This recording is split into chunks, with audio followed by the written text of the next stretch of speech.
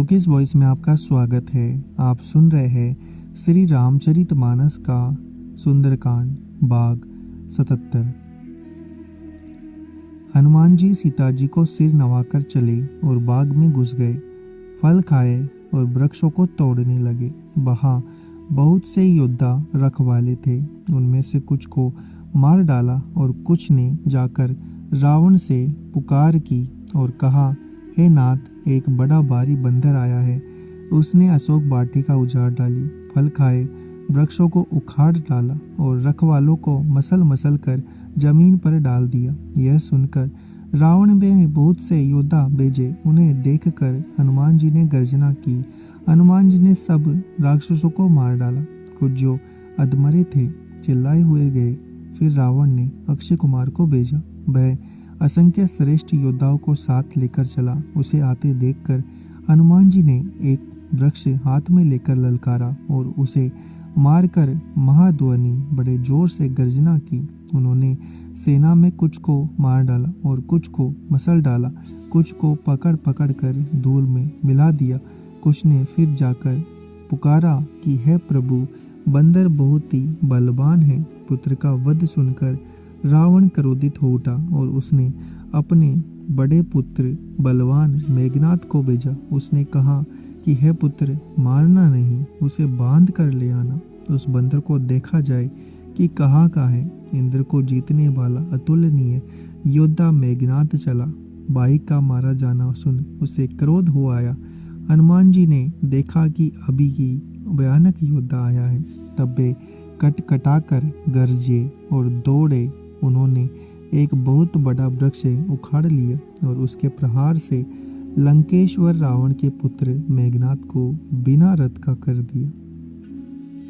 उसके साथ जो बड़े बड़े योद्धा थे उनको पकड़ पकड़ कर हनुमान जी अपने शरीर से मसलने लगे। उन सबको मार कर फिर मेघनाद से लड़ने लगे। लड़ते हुए वे ऐसे मालूम होते थे मानो दो गजराज भिड़ गए हो। हनुमान जी उसे एक गुस्सा मारकर वृक्ष पर जा चढ़े। उसको क्षण भर के लिए मूर्छा आ गई। फिर उठकर उसने बहुत माया रची, परंतु पवन के पुत्र उससे जीते नहीं जाते। अंत में उसने ब्रह्मास्त्र का संधान किया। तब हनुमान जी ने मन में विचार किया कि यदि ब्रह्मास्त्र को नहीं मानता तो उसकी अपार महिमा मिट जाएगी। उसने हनुमान जी को ब्रह्म बाण मारा, जिसके लगते ही वे वृक्ष से नीचे गिर पड़े, परंतु गिरते समय भी उन्होंने बहुत सी सेना मार डाली। जब उसने देखा कि हनुमान जी मूर्छित हो गए हैं, तब वह उनको नागपाश से बांधकर ले गया।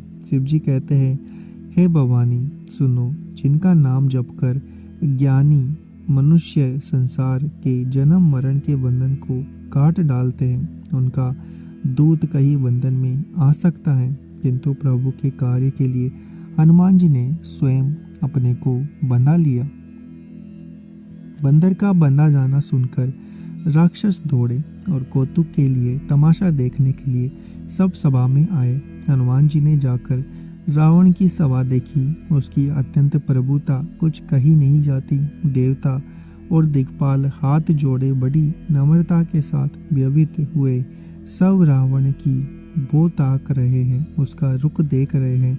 उसका ऐसा प्रताप देखकर भी हनुमान जी के मन में जरा भी डर नहीं है। वे ऐसे निशंक खड़े रहे हैं जैसे सर्पों के समूह में गरुड़ निशंक रहते हैं। हनुमान जी को देखकर रावण दुर्वचन कहता हुआ खूब हंसा।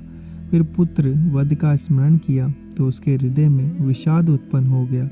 लंकापति रावण ने कहा, रे वानर, तू कौन है? किसके बल पर तूने वन को उजाड़ कर नष्ट कर डाला? क्या तूने कभी मुझे मेरा नाम और यश कानों से नहीं सुना? रे सट, मैं तुम्हें अत्यंत निशंक देख रहा हूँ। तूने किस अपराध से राक्षसों को मारा? रे मूर्ख, बता, क्या तुम्हें प्राण जाने का डर नहीं है?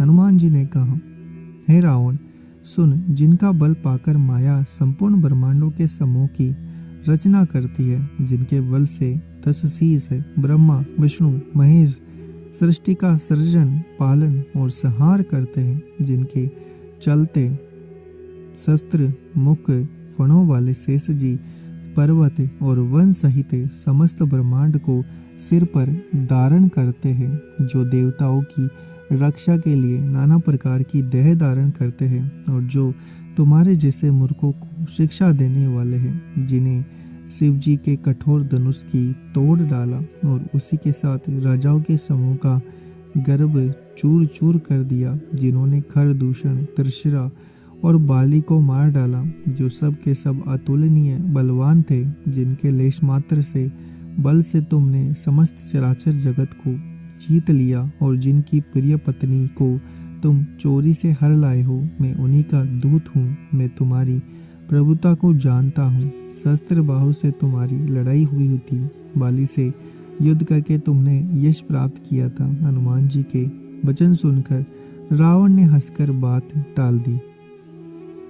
हे राक्षसों के स्वामी, मुझे भूख लगी थी, इसलिए मैंने फल खाए और बानर स्वभाव के कारण वृक्ष तोड़े। हे निशाचरों के मालिक, देह सबको परम प्रिय है। कुमार्ग पर चलने वाले दुष्ट राक्षस जब मुझे मारने लगे, तब जिन्होंने मुझे मारा उनको मैंने भी मारा। उस पर तुम्हारे पुत्र ने मुझको बांध लिया, किंतु मुझे अपने बांधे जाने की कुछ भी लज्जा नहीं है। मैं तो अपने प्रभु का कार्य किया जाता हूँ।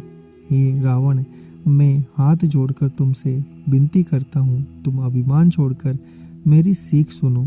तुम अपने पवित्र कुल का विचार करके देखो और ब्रह्म को छोड़कर भक्त व्यवहारी भगवान को भजो, जो देवता, राक्षस और समस्त चराचर को खा जाता है। वह काल भी जिनके डर से अत्यंत डरता है, उनसे कदापि बैर ना करो और मेरी कहने से जानकी जी को दे दो।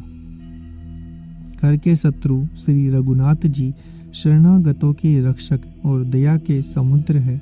शरण जाने पर प्रभु तुम्हारा अपराध बुलाकर तुम्हें अपनी शरण में रख लेंगे। तुम श्री राम जी के चरण कमलों को हृदय में धारण करो और लंका का अचल राज्य करो। ऋषि पुलस्त्य जी का यश निर्मल चंद्रमा के समान है। उस चंद्रमा में तुम कलंक ना बनो। राम नाम के बिना वाणी शोभा नहीं पाती। मन मोह को छोड़कर विचार करके देखो। हे देवताओं के शत्रु, सब गहनों से सजी हुई सुंदरी स्त्री भी कपड़ों के बिना शोभा नहीं पाती। राम विमुख पुरुष की संपत्ति और प्रभुता रहती हुई भी चली जाती है, उसका पाना ना पाने के समान है। जिन नदियों के मूल में कोई जल स्रोत नहीं है, अर्थात जिन्हें केवल बरसात का ही आसरा है, वे वर्षा बीत जाने पर फिर तुरंत ही सूख जाती है। हे रावण, सुनो, मैं प्रतिज्ञा करके कहता हूँ कि राम विमुख की रक्षा करने वाला कोई भी नहीं है। हजारों शंकर, विष्णु और ब्रह्मा भी श्री राम जी के द्रोह करने वाले तुमको नहीं बचा सकते। मोह ही जिसका मूल है, ऐसे अज्ञान जनित बहुत पीड़ा देने वाले तमरूप अभिमान का त्याग कर दो। रघुकुल के स्वामी, कृपा के समुद्र भगवान श्री रामचंद्र जी का भजन करो। यद्यपि हनुमान जी ने भक्ति, ज्ञान, वैराग्य और नीति से सनी हुई बहुत ही हित की वाणी कही, तो भी वह महान अभिमानी रावण बहुत हंसकर बोला कि हमें यह बंदर बड़ा ज्ञानी गुरु मिला। रे दुष्ट, तेरी मृत्यु निकट आ गई है। अधम मुझे शिक्षा देने चला है। हनुमान जी ने कहा, इससे उल्टा ही होगा, अर्थात मृत्यु तेरी निकट आई है, मेरी नहीं। यह तेरा मति भ्रम है, मैंने प्रत्यक्ष जान लिया है। हनुमान जी के वचन सुनकर वह बहुत ही कुपित हो गया और बोला, अरे इस मूर्ख का प्राण शीघ्र ही क्यों नहीं हर लेते। सुनते ही राक्षस उन्हें मारने दौड़े। उसी समय मंत्रियों के साथ विभीषण जी भी वहां आ पहुंचे। उन्हें सिर नवाकर और बहुत विनय करके रावण से कहा कि दूत को मारना नहीं चाहिए, यह नीति के विरुद्ध है। हे गोसाई, कोई दूसरा दंड दिया जाए। सबने कहा, भाई यह सलाह उत्तम है। यह सुनते ही रावण हंसकर बोला, अच्छा तो मंदिरों को अंग भंग करके भेज दिया जाए। मैं सबको समझाकर कहता हूँ कि बंदर की ममता पूंछ पर होती है, अतः तेल में कपड़ा डुबाकर उसे इसकी पूंछ में बांधकर फिर आग लगा दिया जाए। जब बिना पूंछ का वह बंदर वहां अपने स्वामी के पास जाएगा, तब वह मूर्ख अपने मालिक को साथ ले आएगा जिसकी इसने बहुत बड़ाई की। मैं जरा उनकी प्रभुता तो देखूं। यह सुनते ही हनुमान जी मन में मुस्कुराए। मैं जान गया सरस्वती जी सहायक हुई है। रावण के वचन सुनकर मूर्ख राक्षस वही तैयारी करने लगे। पूंछ के लपेटने में इतना कपड़ा और घी लगा कि नरक में गबड़ा घी और तेल नहीं रह गया। हनुमान जी ने ऐसा खेल किया कि पूंछ बढ़ गई और लंबी हो गई। नगरवासी लोग तमाशा देखने लगे। वे हनुमान जी को पैर से ठोकर मारते हैं, उनकी बहुत हंसी करते हैं, ढोल बजाते हैं, सब लोग तालियां पीटते हैं। हनुमान जी को नगर में फिराकर फिर पूंछ को आग लगा दी। अग्नि को जलते देखकर हनुमान जी तुरंत ही बहुत छोटे रूप में ही गए। बंधन से निकलकर वे सोने की अटारियों पर जा चढ़े। उनको देखकर राक्षसों की स्त्रियां डर गई। उस समय भगवान की प्रेरणा से 49 पवन चलने लगे। हनुमान जी अट्टहास करके गरजे और बढ़कर आकाश से जाने लगे। देह बड़ी विशाल परंतु बहुत ही हल्की है। वे दौड़कर एक महल से दूसरे महल पर चढ़ते हैं। नगर जल रहा है, लोग बेहाल हो गए हैं। आग की करोड़ों भयंकर लपटें जल रही है। हाय बप्पा, हाय मैया, इस अवसर पर हमें कौन बचाएगा? चारों ओर यही पुकार सुनाई पड़ रही है। हमने तो पहले ही कहा था कि यह वानर नहीं है। वानर का रूप धरे कोई देवता है। साधु के अपमान का यही फल है कि नगर अनाथ के नगर की तरह जल रहा है। हनुमान जी ने एक क्षण में सारा नगर जला डाला, एक विभीषण घर नहीं जलाया।